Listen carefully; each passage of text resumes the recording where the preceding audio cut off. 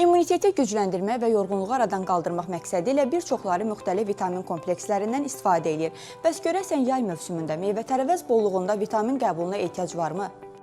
Yay, günəş, meyvə-tərəvəz bolluğu və açıq havada daha çox vaxt keçirmək imkanı.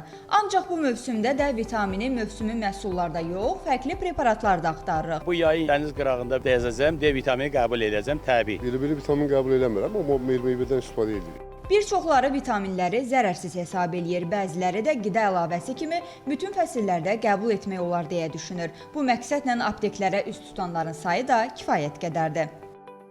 Bizim xəstəliklərimiz daha artıb.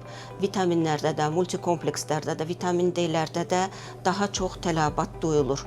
O da onunla əlaqədardır ki, dayaq aparatı xəstəlikləri çoxdur, osteoporoz və s. xəstəliklər daha çoxdur. Ona görə də vitamin D-yə, vitamin C-yə və minerallara daha çox tələbat duyulur. Elə vitaminlər də var ki, onları yayda da qəbul etmək olar. Xüsusilə D vitamini ilə bağlı yanlış təsəvvürlər formalaşır. Günəş şüaları bu vitaminin sintezində mühüm rol oynasa da, hər kəsdə onun səviyyəsi eyni olmur. Biz bugün gördüyümüz mənzərə odur ki, epidemik şəkildə vitamin D əskikliyi var insanlarda. Baxmayaraq günəş var, yay fəslidir və s.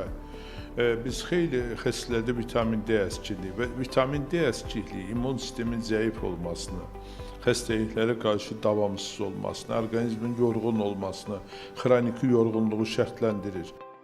Bu mövsümdə uşaqlara da bəzi vitaminlər vermək olar, amma həkim müayinəsi və təyinatından sonra.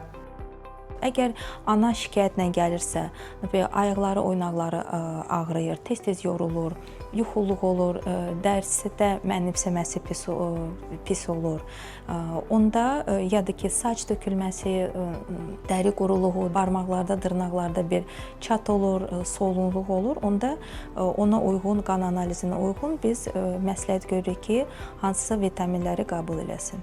Vitaminlər orqanizmin normal fəaliyyəti üçün vacibdir. Faydalı olması isə həm də sağlam qidalanmadan asılıdır. Jalə Gözalova, Sabir Şahvələdov, Teli Səhər.